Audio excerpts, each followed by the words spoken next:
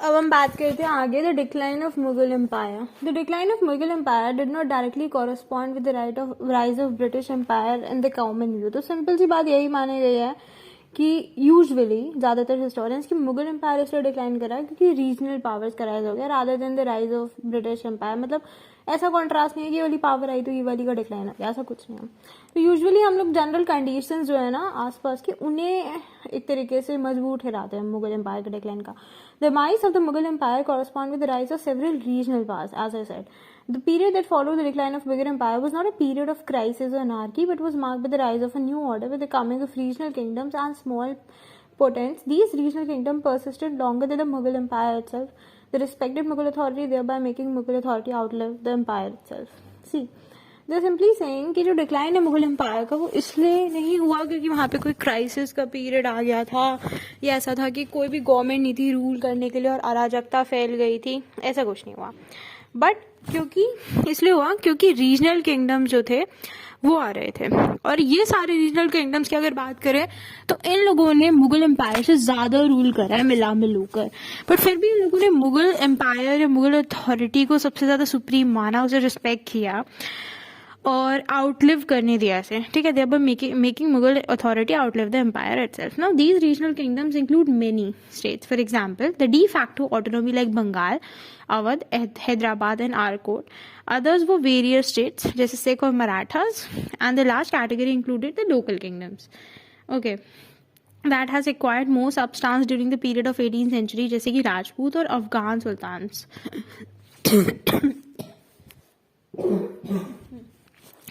Now, the early view of nationalist historians on reasons for Mughal decline and the dark age character of 18th century were presented by historians जैसे जादूनाथ सरकार, ईश्वरी प्रसाद और श्री राम शर्मा. ठीक है, are Sharma. तो यहाँ पे जो बहुत सारे व्यू हैं और बहुत अलग अलग हिस्टोरियंस ने अलग अलग व्यू दिए. Nationalist historians, they are Marxist historians, they are revisionist historians. So first will talk about nationalist historians, राष्ट्रवादी इतिहासकारक. तो उन्होंने कहा है कि मुगल डिक्लाइन और रीजंस ऑफ मुगल डिक्लाइन, और उन्होंने डार्क एज कैरेक्टर के बारे में बताया है. ठीक है, दैट वो प्रेजेंटेड बाय हिस्टोरियंस. अब वो दिमाग से सोचने की बात है. आप ये बताओ कि अगर कोई राष्ट्रवादी हिस्टोरियन है या राष्ट्रवादी इतिहासकारक है, वो डार्क एज क्यों बताएगा मुगल का पीरियड? क्योंकि वो ये बताना चाह रहा है कि मुगल बाहर से आए थे. तो उन्होंने ऐसी स्थिति उत्पन्न कर दी, ऐसी स्थिति खड़ी कर दी भारत में कि इतनी बुरी इकोनॉमिक कंडीशंस हो गई कैसे ना कैसे करके कि मुगल्स का कह सकते हैं पतन हो गया. ठीक है, तो ये दिमाग वाली चीज है कि वो अपने राष्ट्र की इंपॉर्टेंस बताएंगे. ठीक है, तो सबसे पहले है इसमें जादूनाथ सरकार, ईश्वरी प्रसाद और फिर R Sharma. Now they held that the individual characters of the ruler and the administrative and religious policy were responsible for the Mughal decline. तो वो हमेशा मुगल्स को ही गलत बनाएंगे. वो ये कहेंगे कि मुगलों ने जो करा वो ऐसी स्थिति थी, उन्होंने ही कुछ गलत करा हमारे भारत के साथ या हमारे हिंदुस्तान के साथ कि हमारे देश का पतन हो गया. ठीक है, तो वो ये कहते हैं कि उनका जो इंडिविजुअल कैरेक्टर था रूलर्स का अलग अलग, और उनकी जो एडमिनिस्ट्रेटिव और रिलीजियस पॉलिसीज थी उनके कारण मुगल्स का डिक्लाइन हुआ. प्रसाद और Sharma held that 18th century वो इकोनॉमिकली क्राइसिस प्रोन पीरियड था. एक व्यू इको करा उन्होंने कॉलोनियल, और ये व्यू कॉलोनियल हिस्टोरियंस ने भी दिया. जादूनाथ सरकार ने कहा कि औरंगजेब की रिलीजियस पॉलिसी और डेक्कन कैंपेन जो है वो काफी ज्यादा रिस्पॉन्सिबल है इंपीरियल डिक्लाइन के लिए. ठीक है, और प्रसाद और शर्मा ने क्या कहा कि क्राइसिस का टाइम था इकोनॉमिक. जादूनाथ सरकार ने क्या कहा, औरंगजेब की रिलीजियस पॉलिसी और डेक्कन कैंपेन्स. ही सेड जो पीजेंट रिबेलियन है 17th सेंचुरी में, they were a Hindu reaction to Aurangzeb Muslim orthodoxy, destroy the Mughal polity and cause the subsequent decline of Mughal economy, institution and society. ठीक है, तो भाई ये तो एक नेशनलिस्ट पॉइंट ऑफ व्यू है जो यूजुअली लोग एग्री नहीं करते हैं क्योंकि डार्क एज के खिलाफ और विरुद्ध बहुत सारे लोगों ने बोला है. नाउ 1950s में मार्क्सिस्ट हिस्टोरियन ने एक्सप्लेन करा मुगल डिक्लाइन को मेटीरियलिस्टिक टर्म्स में या फिर इकोनॉमिक टर्म्स में. जैसे कुछ आर्ग्यूमेंट जो है वो ये कहता है कि जो इंस्टीट्यूशन था जागीर का, jagir is basically a territory that assigned to a noble by the Mughal emperor for the limited period of time. मतलब टेरिटरी होता है, एक लैंड का हिस्सा होता है जो एक नोबल को मिलता है, जागीरदार को मिलता है मुगल एम्पायर के थ्रू एक लिमिटेड पीरियड ऑफ टाइम की तरह, from which he could extract revenue, जब से वो उस पर वो खाता बही कर सकता है, रेवेन्यू ले सकता है, अपनी सैलरी भी लेगा अपनी सर्विस की और पैसा भी देगा उसको, राजा को, जो भी उसका बनेगा, and मनसब।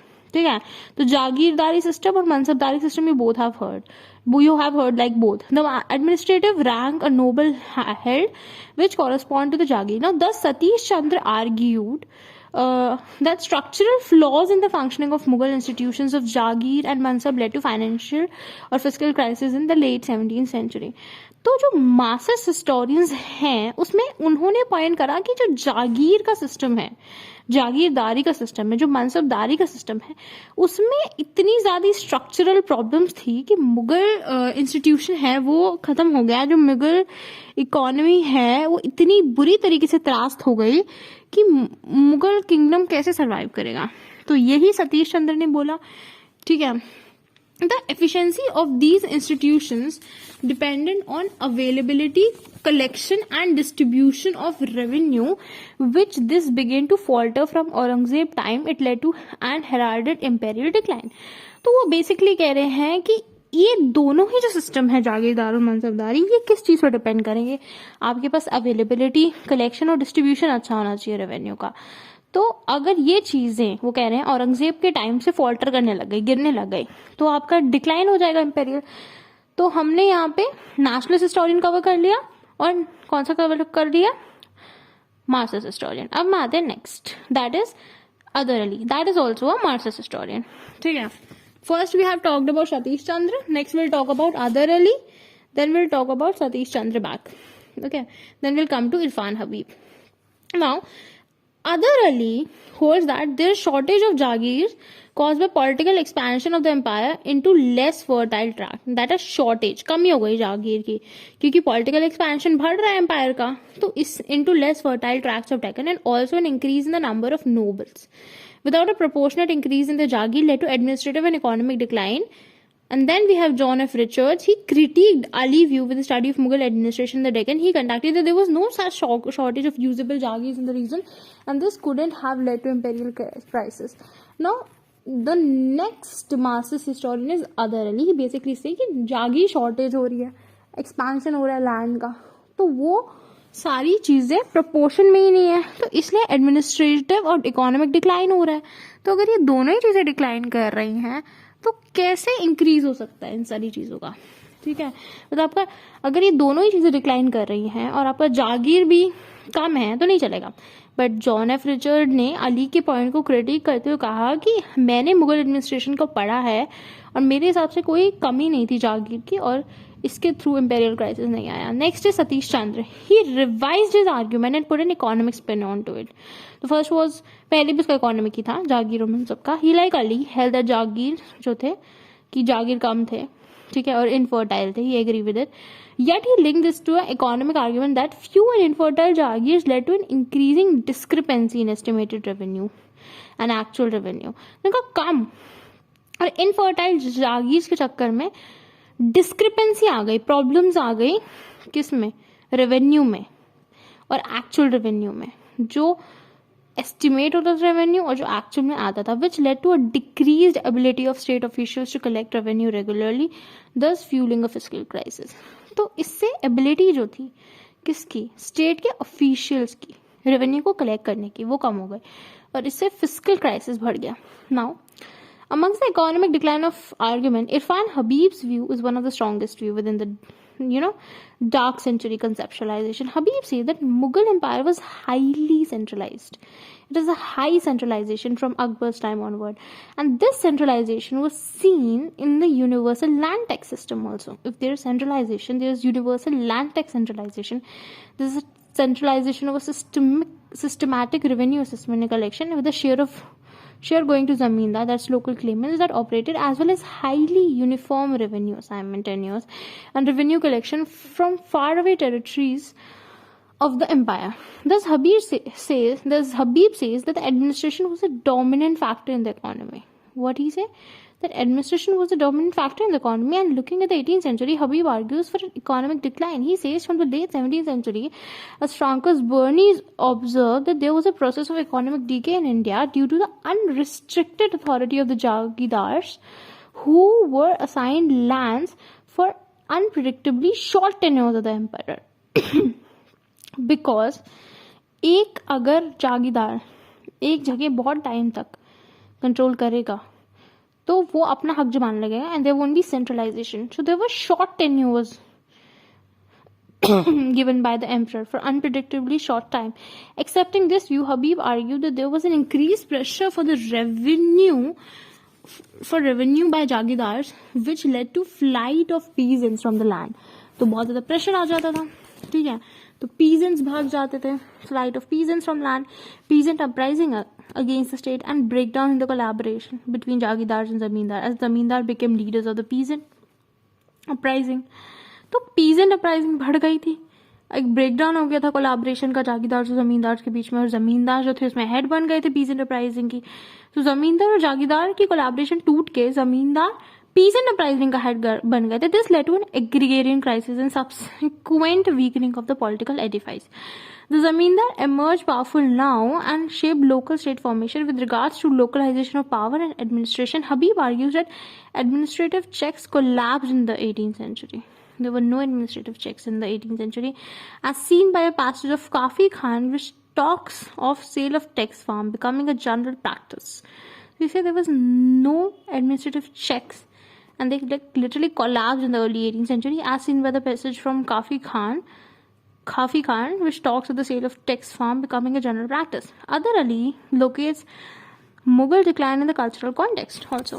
So this is a cultural context that Adar Ali gives. Okay, now what he says. He argues that the decline was caused by the cultural failure of the ruling elite to correspond to the superior technology. Okay, he basically says that he argues that the decline was basically caused because of the cultural failure of the ruling elite to respond to the superior technology and science that Europe developed between 1500 to 1700. समझ आ रही है कि cultural failure हो गया था ruling elite का. किस चीज़ का? रूलिंग एलाइट का कल्चरल फेलियर हो गया था to respond to the superior technology. किस चीज़ को रिस्पॉन्ड करने के लिए? सुपीरियर टेक्नोलॉजी को रिस्पॉन्ड करने के लिए. And science that Europe develop from 1500 to 1700. और एक साइंस जो कहती है कि यूरोप कब डेवलप हुआ है? 1500 से 1700. He says those regional पॉलिटीज in India such as Mysore and the Marathas which attempted to bridge this gap failed. कि जो भी रीजनल पॉलिटिक्स थी इंडिया में, जैसे मैसूर हो गई, मराठा हो गई, जो किस चीज़ को अटेम्प्ट करती थी? इस गैप को ब्रिज करने के लिए, ठीक है. इसे the regional politics India such as Mysore Maratha जो गैप ब्रिज करने का सोचती थी वो फेल हो गई. Hyder Ali and Mahadji Scindia try to organise the armies on modern lines with French help. तो हैदर अली और महादजी सिंधिया ने ऑर्गेनाइज करने की कोशिश करी थी आर्मीज को मॉडर्न लाइन्स पे फ्रेंच हेल्प के साथ, ठीक है.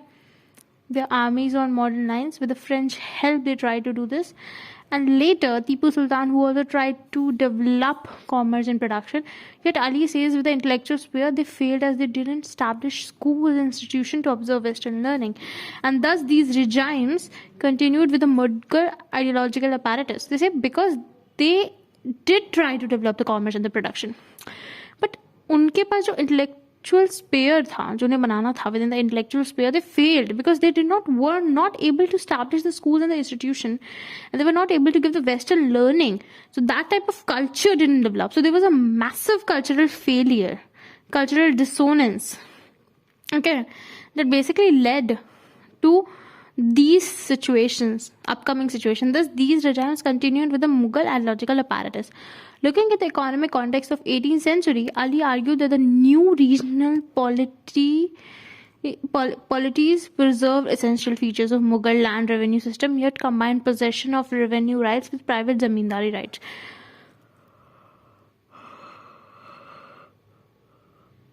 Thus, the fundamental nature of the state was still remain that of a rent extracting one.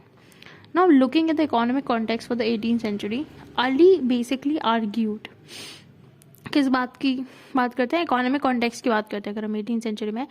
Ali argued that the new regional पॉलिटीज preserve the essential features, कि जो नई रीजनल पॉलिटीज है वो एसेंशियल फीचर को प्रिजर्व कर लेंगी, ठीक है, ऑफ मुगल लैंड रेवेन्यू. नई रीजनल पॉलिटी किस चीज़ को प्रिजर्व कर लेंगी, एसेंशियल फीचर को प्रिजर्व कर लेंगी मुगल लैंड रेवेन्यू सिस्टम के, yet combined possession of revenue right, ठीक है. That Ali argue that the new regional polity वो प्रिजर्व कर लेगी एसेंशियल फीचर को मुगल लैंड रेवेन्यू के, yet combined possession of revenue right with private zamindari rights. Thus, the fundamental nature of the state was still remain that of a rent extracting one. Both Adar Ali and Irfan Habib argue that regional polities, especially the Maratha and Sikhs, continue the exploitative tendencies seen under the Mughals. They both have the tendency. Irfan Habib and Adar Ali said the analysis explained regional political realignment within the framework of Mughal agrarian system and focused on revenue structures. Yet Adar Ali, who is the proponent of decline like Habib, criticized Habib's argument also, saying that they represent an old simplistic historical view that the decline of the Mughal Empire was a major socio-political setback for India, which enabled the British conquest to take place. But there was an issue. Like Ali was also criticizing Habib. Though both were the proponents of, same proponents of decline of. They both believe that there was a economic thing involved within, but he said that you are basically coming with a very old simplistic historical view if you're basically saying that the socio-political economic setback for India, major socio-political economic setback for India, there was that and basically enabled the British conquest to take place. No, that decline won't lead to such a conquest that they were trying to tell. Okay. The view that the 18th century was a dark age has been criticized by many historians, especially the revisionalists. So these are the third type of historians. Okay. Now, they who present the second view on the debate, they basically think that, regional powers were coming. Okay, revisionist work was focused on the socio-economic functioning of the regional polities and pioneered in depth studies on trade and mercantile activity. Historians Hermann Guetters and Bernard Cohen focused on the society in the 18th century. You now know that they basically focus on what? Regional polities, socio-economic functioning of regional polities and pioneered in depth studies on trade and mercantile. Now we'll focus on the examples. Hermann Guetters and Bernard Cohen. They focused on the society in the 18th century. Okay. Now, what they basically say. Guetters analyzed 18th century music and architecture and argued for the resilience of Mughal society, reflected in evolving music and architectural style despite imperial decline. He analyzed 18th century music. Okay. What he analyzed? 18th century music and architecture. He analyzed the 18th century music and architecture and argued for the resilience of Mughal society. There is music and there is architecture and there's a resilience for Mughal society reflected in evolving the music and architecture style despite the imperial decline. Okay. And Cohen studies Banaras and analyzed efforts of Mughal zamindars and alimdars who manipulated the imperial and regional power to carve out independent areas of power for themselves. These works also critiqued Irfan Habib's conception of the Mughal state as a centralized state, as it is hard to conceive a centralized bureaucratic model of state when economic and social markers outlive the political decay, as pointed out above.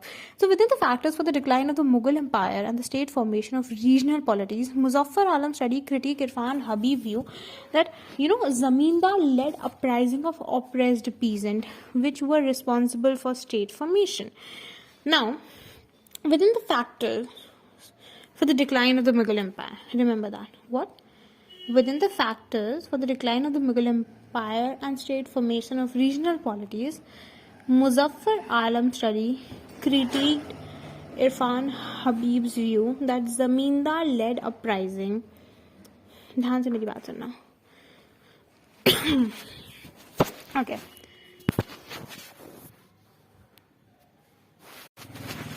So basically, within the factors for the decline of the Mughal Empire and state formation of regional polities, like you all know that Muzaffar Alam study critique the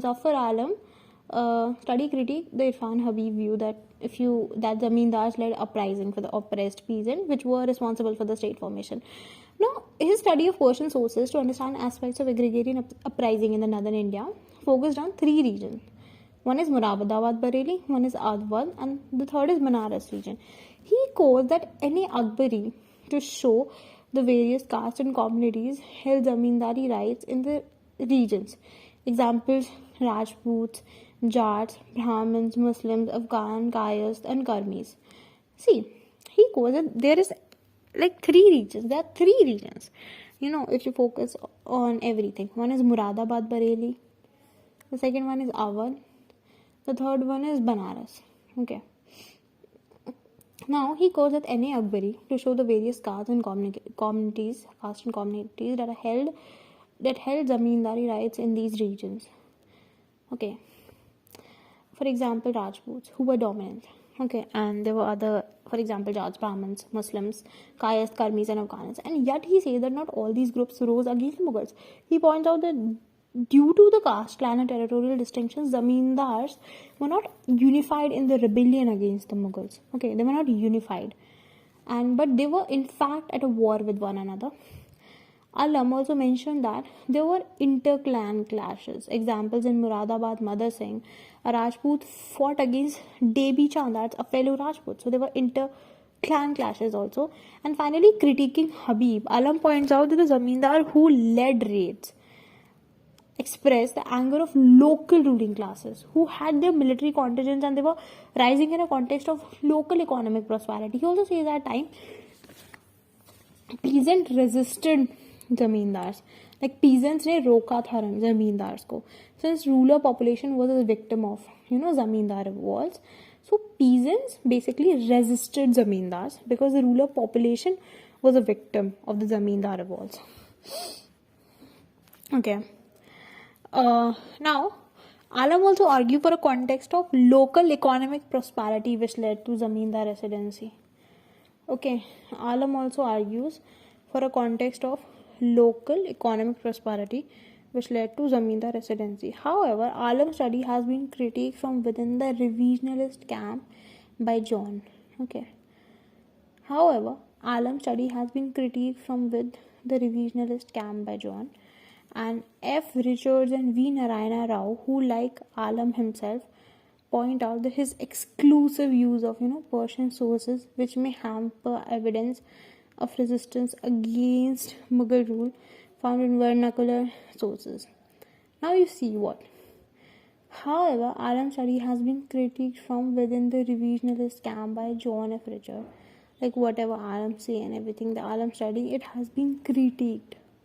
Okay, from the revisionist camp.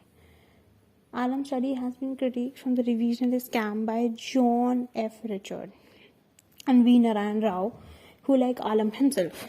Okay, so it has been critiqued definitely by both the revisionists. It points out the exclusive use of Persian sources which may hamper evidence of the resistance against Mughal rule found in vernacular sources.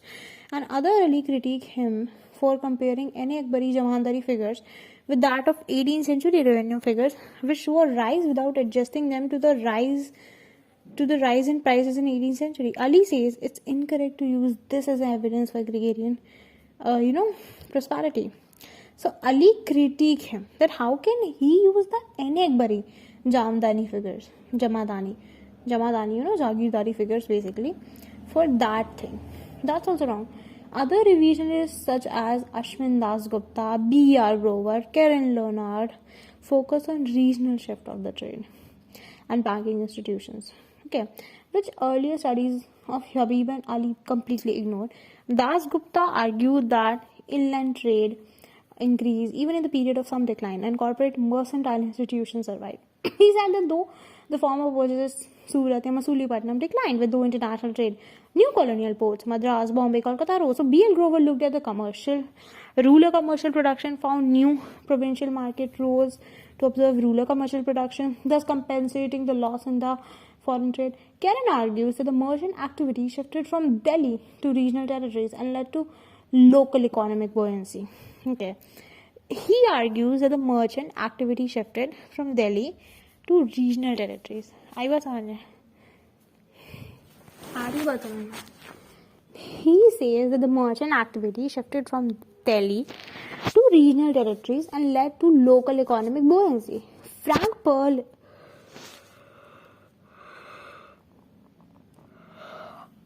Perlin's study of Maratha state argued that the characteristic feature of Maratha state building was high commercialization, which was not a function of state demand alone. He also says that the new political orders arose due to interrelationship between two forces, centralizing state building and local communal forces.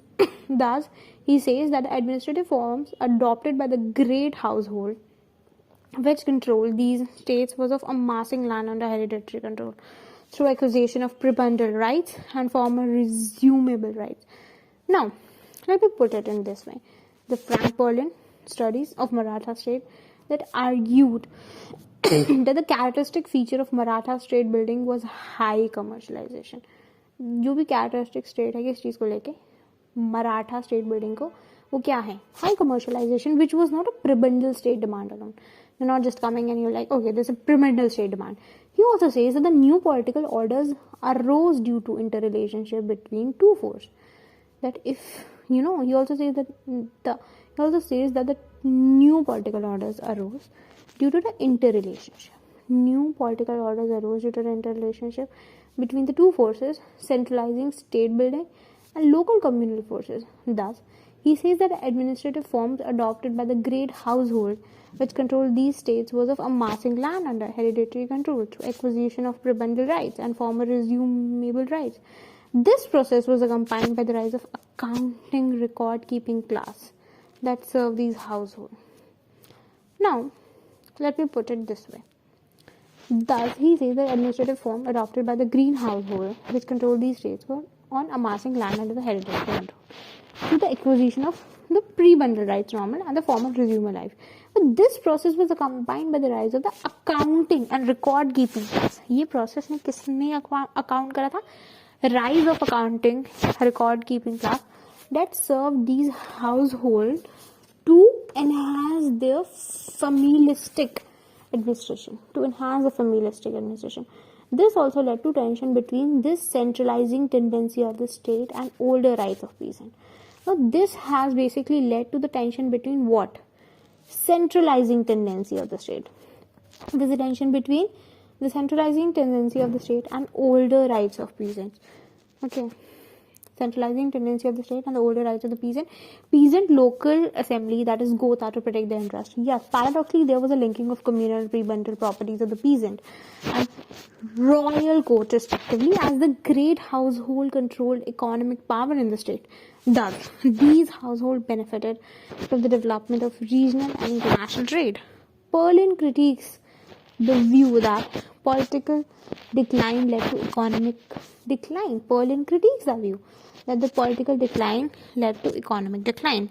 He argues instead that political decentralization and localization of power went hand in hand. He said that if there is a political decline, it also led to economic decline. He argues instead that political decentralization and localization of power, both, went hand in hand, and this was seen in rise of new political orders which went along with socio-economic reconcentration. New political orders, what are they? Marathas, or the Nizam of the Hyderabad. One of the most important revisionist view was by C.A. Belly. What he say? He argues against the Dark Age position, of course. He argues that certain regions, say Awadh, Banaras, they witnessed urbanization and agriculture expansion. How can you say that there is Dark Age? Regional centers like Baghlan and Lucknow grew, and so did the textile industry. He also argued that indigenous capital did not shrink, but was engaged in internal bulk and luxury trade along new routes and financing military and revenue machineries. Now, he also points out Mysore, southern Malabar, Hyderabad and Maratha territories also were nodes of agricultural stability and state formation. Yet he doesn't postulate, He doesn't postulate a universal economic growth in the 18th century. Some areas of decline existed. He also critiques the views of Habib and Ali, who ascribe decline only to political factors and don't explore ecological and economic forces. Okay. He also critiques the view of Habib and Ali, who ascribe decline only because of the political factors and don't explore ecological economic forces. Finally, Bertenstein, he also critiques. He doesn't postulate a universal economic growth in the 18th century. Some areas of decline existed. He also critiques the view of Habib and Ali, also who ascribe decline only to political factors and don't explore ecological and economic forces. Finally, Bertenstein, another revisionalist, focused on the formation of South Indian polity of Mysore. Okay, he basically focused on the formation of South Indian polity of Mysore and presented a different view for the rise of the state. He attributed that there is a military fiscalism and the subsequent thrust towards centralization, which resulted in the state being freed from the control of the local aristocracy and putting together an extensive tax base and a state organized around war. He basically observed that the 18th century had a dynamic economy. Okay, that was there. Was a relocation and restoration of the high economic production even in the bottom economy. Okay, and therefore in conclusion we can say that in spite of the political upheavals and the drastic change in the political authority of the 18th century, it did not witness any great change in terms of society. You're getting me? That there were political upheavals and the drastic change in the political authority of the 18th century did not witness any great change in terms of the society and economy. While the two were definitely influenced by the political development, there was a definite continuity of old processes. At the same time, associating political and imperial decline with an overall economic and social decline prevents one from appreciating the new processes which emerged in the period, albeit not in a pan-India context but in more regional fashion. Recent research and fresh evidence have helped to dissolve some of the hardest perennials of pre-colonial historiography with respect to the dark age of Indian history. So it helps us to resolve that there is no dark age. Okay, hardest perennials, resolve some of the hardest perennials of the pre-colonial historiography. The 18th century needs to be viewed in more autonomous manner, I'll say, and not just in a dark independence period of transition between two great imperial authorities in India. So basically what they are trying to tell you is कि आप पूरी तरीके से 18th century को एक कह सकते हैं किताब में नहीं पढ़ सकते. आपको 18th century को अलग अलग किताब के पन्नों में अलग अलग तरीके से पढ़ना होगा. वो है ही नहीं एक सी, ठीक है. और कोई कह भी नहीं रहा कि उसमें जो चेंज आया है वो पैन इंडिया कॉन्टेक्स्ट में आया, वो रीजनल कॉन्टेक्स्ट में आया. That is definite, that is very definite, but you need